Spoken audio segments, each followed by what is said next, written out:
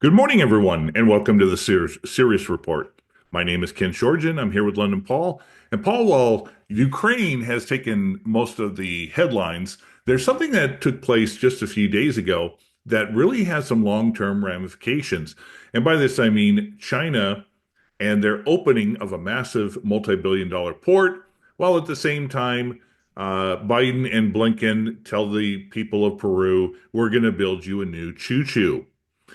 Paul, I want to thank you as always for being part of this discussion. And in amongst that, Xi Jinping laid out some, I don't want to say guidelines, but he laid out what the reality of the future is in regards to China and its relations to the United States. There's some points that we're going to talk about, and I'm going to pass this on to you to lay those out for everyone. Yeah, we thought that this was obviously, well, first off, Ken, as ever, thank you for joining me today. As ever, it's a pleasure we get together. Yeah, this relates to, and it wasn't just Xi and Biden having this kind of little chat on. This is on the sidelines of the APEC meeting in Lima. There was quite a few on, I can't remember, 7 or 8 on each side. It was obviously not just an off-the-cuff meeting. There was a point to this. And I think what's telling is the US didn't really have an awful lot to say. Their kind of readout of this whole meeting was pretty nondescript. I mean, they kind of said very little, whereas the readout from the Chinese was very, very different. And I would arguably say that in inverted commas, Xi was laying some important ground rules for the future. I don't think this was particularly for Biden's consumption because he's on his way out, or his administration is. It was more a passing comments to the future Trump administration, and we know what Trump's broader intentions are regarding China. It's an extension of what he did the last time he was president. But in essence, there were some very telling points that Xi made to Biden and his entourage, so to speak. And I'm probably going to completely screw this one up. But everybody knows, and what is it? It's the Thucydides Thucydides. trap. Yeah. Which is this idea that the lesser power who has aspirations to be the bigger power challenges the bigger power and it ends up in war. That's basically what it means. And Xi came out and said, this is not historical destiny. There's not going to be a new Cold War, and it won't be fought, and it can't be won. And don't ever consider trying to contain China. It's both unwise and undesirable and absolutely won't succeed. And that's true. And we've talked in a previous podcast a couple of months or more ago about how the United States can't go to war with China, meaning a military war. I mean, he's basically saying, look, don't even get any ideas in your head that there's going to be this Cold War between our two nations because it's not going to happen.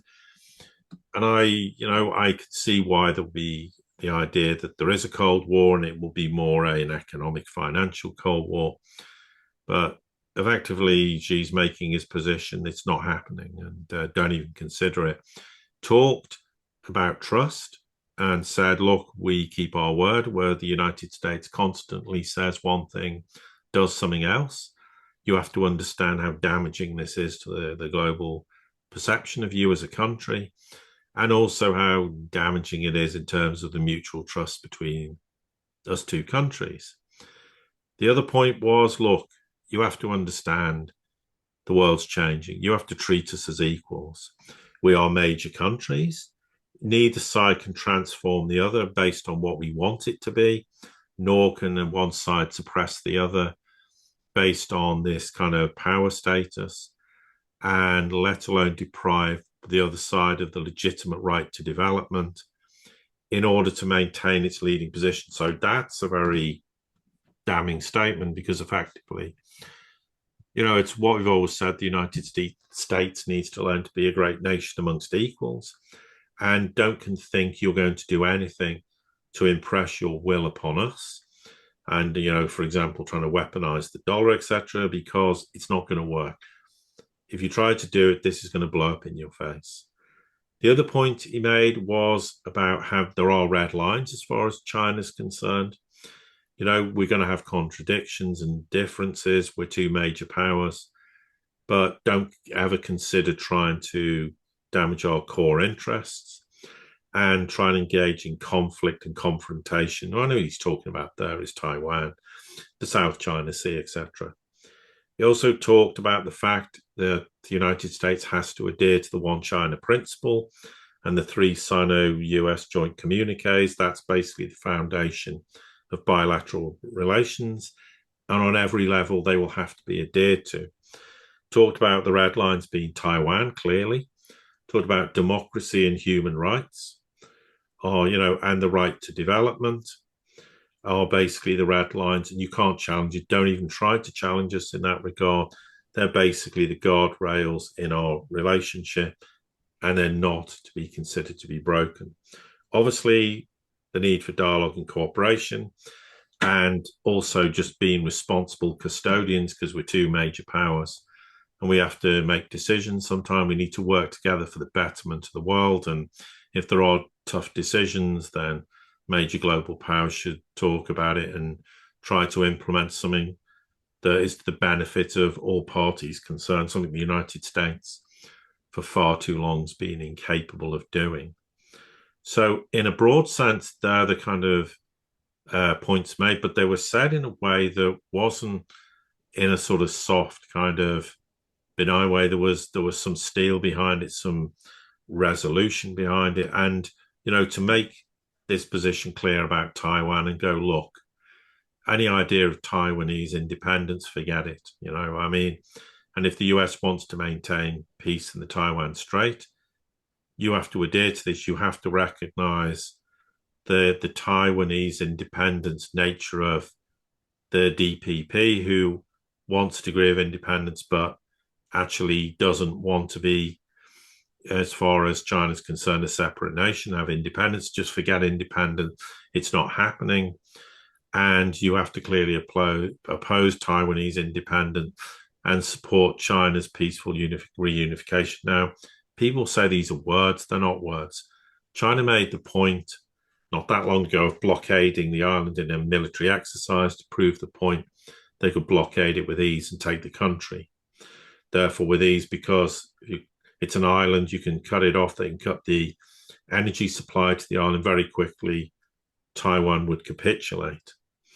And of course, the other thing is you're not going to do anything to impede our right for development, to maintain national security. And you can't do anything to try and maliciously restrict us or suppress us or any other country. So again, this is basically on the basis, look, we've seen what you've done all over the world. We know what your intentions are with regards to us. And we're not going to fall for it. B, we're not going to allow it to happen. Obviously, there's all the issue of the South China Sea. We know there is definitely problems there, and China has to shoulder some of the responsibility there. But basically, to the United States, don't get involved, don't meddle there, don't interfere. We will deal with the problems with all the other countries such as Vietnam, Philippines, etc. And just stop trying to be provocative. And they obviously also talked, and this was very pointed, that China will not allow war or chaos on the Korean Peninsula. We will not sit idly by and watch China's strategic security and core interests being threatened. And that was not just with respect to the Korean Peninsula, but also with respect to Taiwan itself. They were very pointed statements. It's the tone of the language which suggests China's had enough. It's not going to be prepared to tolerate the United States thinking in its infinite stupidity that it's going to roll China over economically, financially, because it won't be able to. And the idea of war is preposterous, as we said, because Taiwan's an island, and the United States can't defeat the Houthis in the Red Sea. What chance have they got of defeating China when they're thousands of miles from their own backyard? So I'll stop there, Ken, because I've talked for quite a long time, and just to get your perspective on what we've said so far. Yeah, it's kind of interesting, the term that Xi used and you brought up, the Thucydides trap. One of the more important components of it is that it's the tendency towards war when an emerging power threatens to displace an existing great power, either as a regional or international hegemon. It's that war. This is what the United States does. They push towards war if they don't get their way. They use covert and overt actions both to try to do regime change, et cetera, instead of what is being taking place in the multipolar world. It is not about proving to yourself that you're more powerful than your neighbor, that you're going to dominate them. Instead, it's to show, yes, you need to recognize that we are a superpower, but we would rather work in partnership with you rather than in any form of conquest or dominion. And that's the key thing, I think, is the U.S. is living in the colonial era, because really, for all intents and purposes, the colonial era and this type of mentality goes back to the discovery of the New World, the separation of the world into two parts by Rome, where the Spanish have the Western Hemisphere and Portugal has the Eastern Hemisphere, and the South China trade, East India trade, or whatever. And then, of course, that pissed off the Brits, the Dutch, the French, whatever. You had the Queen Anne's War, and then the fight for colonialism took place. Empires rose and fell. The Spanish Empire fell. The Dutch Empire rose and fell. The British Empire rose and fell, whatever. It's still that mentality about conquest and dominion. And this is, I think, more than anything, what Xi was trying to point out is we are building a multipolar world where there are recognized larger powers, but they're not in the same hegemonic, dominative state that the last 500 years coming out of the West has pushed onto the world. And instead, we're looking for equal partnerships and recognitions of sovereign nations in their own right, no matter how big or small they are. And what we're seeing in Peru, what we're seeing in Africa, etc., is just a great example of this. Yeah, absolutely. And I think people will say, well, nothing's changed. Well, the United States, through the Ukraine war, has learned that militarily it's very weak and it's going to be very vulnerable militarily in Southeast Asia, trying to, in any way, shape, or form, provoke the Chinese or some kind of indirect engagement. There's not the appetite for a proxy war like there is with NATO countries and Ukraine, clearly. The other thing is they're starting to rapidly learn that for all the hot air rhetoric, China is not weak economically. China is now becoming the technological leader in the world in many fields very rapidly, and every attempt to thwart China economically has failed. So there is at least some level of recognition about this. One thing I think that's telling is the United States did make a reference they've never done before regarding China and nuclear proliferation, something that suddenly bothers them because they're suddenly realizing that China militarily isn't this weak, ineffectual nation. I'm not saying China necessarily could fight a ground war particularly well, because when did it last fight one? But it has the weapons, hypersonic weapons, etc., modern nuclear arsenal. You have to take them seriously. They could cause immense damage to the United States directly or indirectly, and suddenly that's a concern to the US. So that's at least one important recognition that we're seeing. But basically, the United States is pretty much, well, the usual statements. We need to prevent miscalculations, ensure competition between our two countries doesn't veer into conflict. But the United States doesn't understand what that means. It says those words, but it has no real understanding as to what it means. But I think one of the big problems is, and this will have to be seen, before we can verify it as being correct, but there is rumors with a degree of substance coming out that Trump intends to counter China globally. meaning wherever China is in the world, we're going to do something to try and challenge them. Now, does that mean slapping tariffs on them? Well, that's, as you said before, a idiotic policy because that just creates inflationary pressure inside the United States for starters. But does it mean they want to start getting involved in other countries and trying to persuade governments to kick China out and renege on, paying the debt they owe, to China, etc.? We don't know, but if that is true, that's a really concerning statement of intent, and that could be why this statement by Xi is not really for Biden, which it isn't. It's for the Trump administration. Clearly, the United States considers China this area of, it's a very bland statement, but area of concern.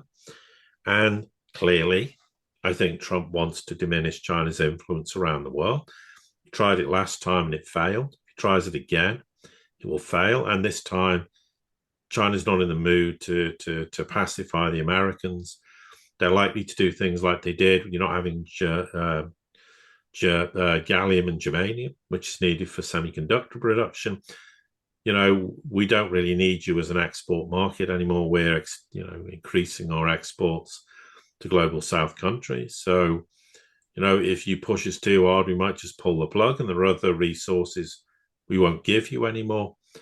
And the United States could end up in serious trouble trying to grapple and seize the initiative in terms of trade with China, because, as you said, China's GDP is 3% of its GDP relates to exports to the US. So frankly, it's not even worth thinking about. The question is, what is Trump really going to do? And at this point, we don't know, but I think Trump thinks that he probably won't have to implement these very onerous tariffs. He can just bully China into submission. Well, if he thinks that, it's just not going to work. Because China's now able to be a technology leader precisely because the US bullied it, tried to shut down Huawei, tried to restrict their access to semiconductor chips, all these things, and it failed. They tried to curtail China's EV industry, and China's now the world leader in it. Western companies, as we said before, are moving to China because it's advantageous for them to do so. So all these policy decisions never work. And there always comes a point that China has the potential to cause the US immense damage, not least if it does dump all US treasuries. And also it has ways to accelerate de-dollarization and can cause the United States a world of pain. So it will be better for the US not to get involved in these skirmishes, these conflicts, these confrontations, the desire to be this hegemonic power. And basically it goes back to what Xi originally said. Look, if you want to play those games, you want that kind of war with us, we're ready for you. And I think basically we'll show you no mercy. And I'm not talking about military war. They'll just implement policy decisions that will cause the United States a lot of pain. And the feeling inside Beijing is the United States is walking in dead man's shoes. And therefore, we don't really need to do much anyway, because the US is going to capitulate soon enough.